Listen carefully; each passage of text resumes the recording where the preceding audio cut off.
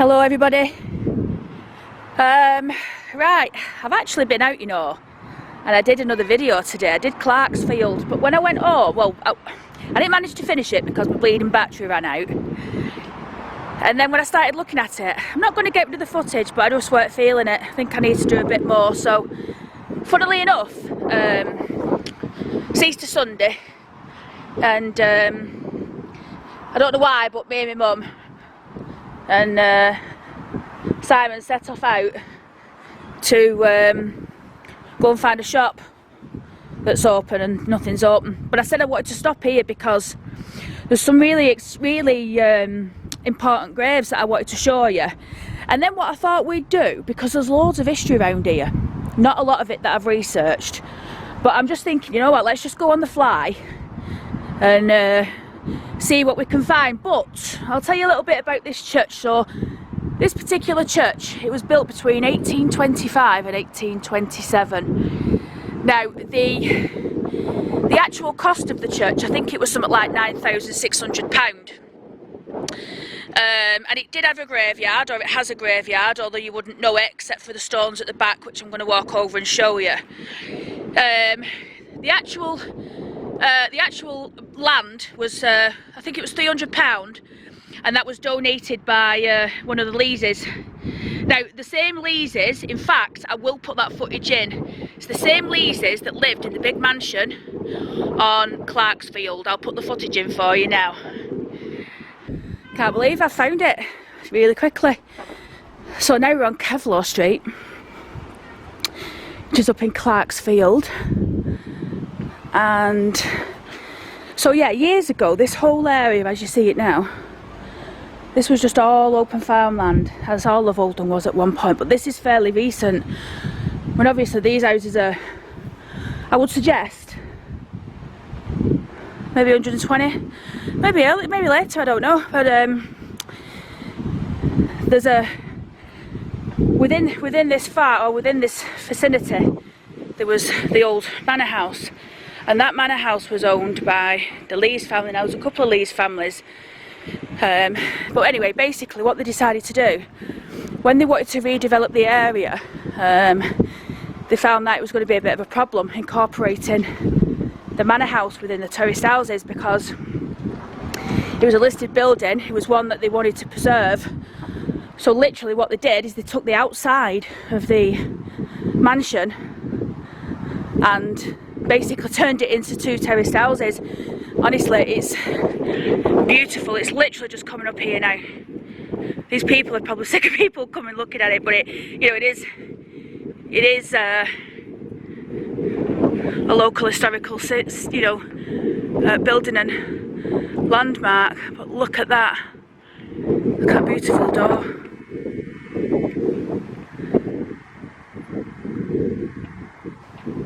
Now you'll be able to see the pictures of the old house.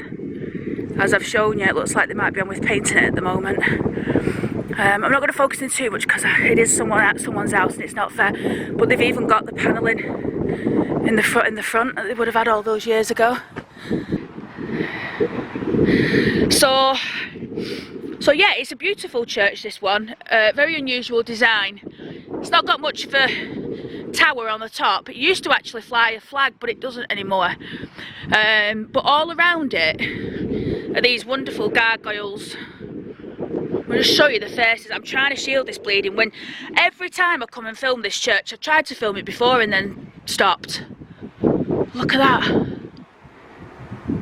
Nearly 200 years old. I wonder who carved that, because that is a carving out of stone. It looks like someone's painted the eyes. Bit of a strange thing to do. And then look at this one. Looks like me this morning, that.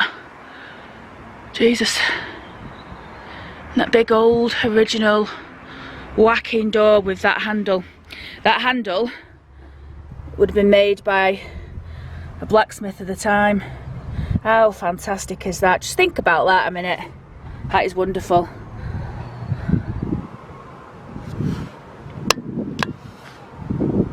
What the vicar don't come out now and blast me. Right, there's a couple of graves standing. This is the one that's closest Now I'm suspecting, if you look at those slabs over there, when we get over there, I think they're like the ones, I think they used to be on the grass laid down, like the ones in Oldham, you know, in Oldham Church. But this one's obviously a big monument. Now this is the monument of William Cowper of Soho House. We'll go and look at where his house was in a minute. Right, now we're just on the corner of Denmark Street, which is just down Grinnikers Road. And this is the site of William Compton, is it? The guy who's buried in St James's with the big standing thingamajig. This is where Soho House used to stand. He was a timber merchant, and he died in the 53rd year of his age in August, 31st of August 1855. Now Soho House was on Grinnikers Road, but he also lived on Heap Street, which I believe is in this area. So I'm going to show you the rest of these stones, not all of them, show you a few interesting ones, and then we'll just go for a walk. I think it was 1822. There was a terrible accident in Oldham. Now there used to be a building called Lower House Mills, and it was a cotton spinning mill. It was owned by Samuel Radcliffe and Co. Samuel's buried in this cemetery. I'll show you his gravestone in a minute. But I wanted to read this gravestone to you because it's basically, I think it was 12 men and 8 women died, and what happened was the mill just collapsed. They'd built something on the end of it, and then apparently water had got in, loosened the mortar, and then the mill just collapsed. But let me read this grave to you because honestly it's really interesting. So this is in memory of William Whitehead of Lower House, who met his awful and sudden death by falling off Lower House Mill October 31st 1844 in the 22nd year of his age. I think this fella were married, you know, as well. Pretty sure he'd got married about 3 or 4 years ago, but I'm not 100%. As sprightly as the lark I rose and hailed the rising sun. Before his daily course was closed, my precious life was gone. Cut down in youthful manly prime, in health and vigour strong. Be careful how you spend your time, for certain there's none. Fucking hell, I'll tell you, that frightened me when I read that. I like reading gravestones, but bloody hell. Be certain how you spend your time. Be careful how you spend your time, for certain there's none. To show you the grave, all these things here, by the way, all of these gravestones are all huge, and I think what's happened over time, I think the whole of this grass has been cemetery, and then for whatever reason they've taken them up, and all the people will still be buried here, could be stood on someone's grave now, don't know, and I think they've just basically levelled them up, lined them all up here. But let me show you the guy who owned Lower House Mills, and who was also father of Josiah Radcliffe, who lived in Werneth Park with Platts and the Leeses. Josiah was the son of Samuel.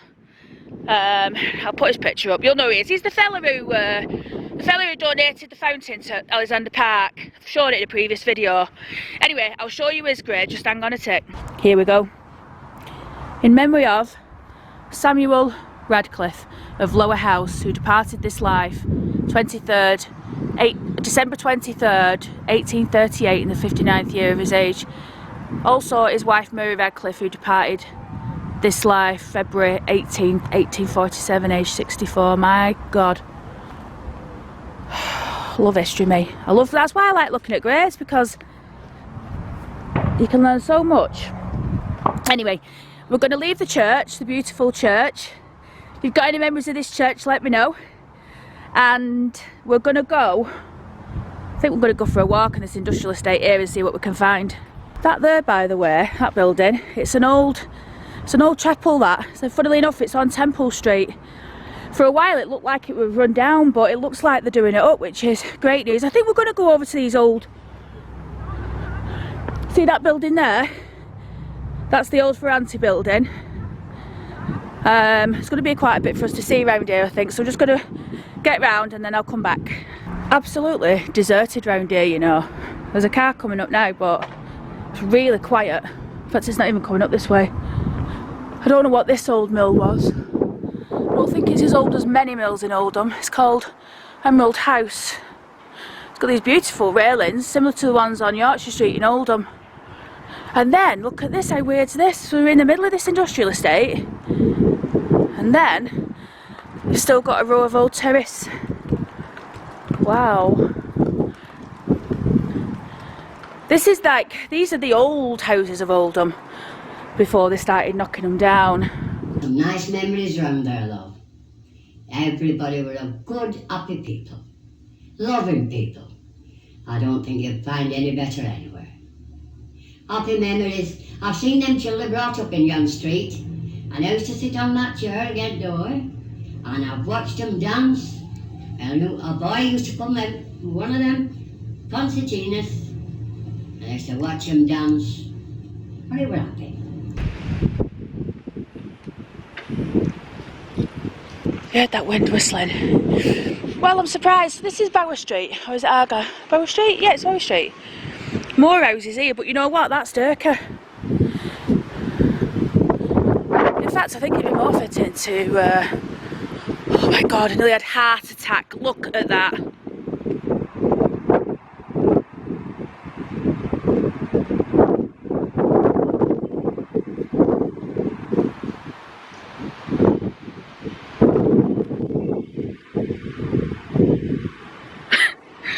Buggers, aren't they? Yeah, there's not a great deal to look at round here. I bet these streets bring back a lot of memories for people though, you know. You see these houses here? These are the lucky ones, and what I mean by that is, I did a video 6 months back on the destruction of Durka Estate. You know, people had lived in these houses for donkey's years, you know. They'd got them nice, they'd spent money on them. My mum bought one on here with my dad when I was a kid. And that was back in 1975, 76, and they paid something like 8,000, 6,000 it were, I think. It's a lot of money back then. But if you can imagine, if they had it like 20 years ago, that would have been paid off. They sold it, ended up moving to Shore Road Estate, but point is, most of these houses were paid for. People had them nice, and the government just weighed in and knocked them all down, the same way they did with St Mary's Ward back in the 60s. That's quite interesting, isn't it? I wanted to show you this, because it's one of the prettiest pubs left in Oldham that's actually still working, i.e. they pull pints when there's no COVID, of course. But it's interesting because we were just talking about Lower House, and look at that. So I'm thinking the mill must have stood round here somewhere, which would make sense because you've got a massive workforce up on Durka, and it's industrial enough, you know.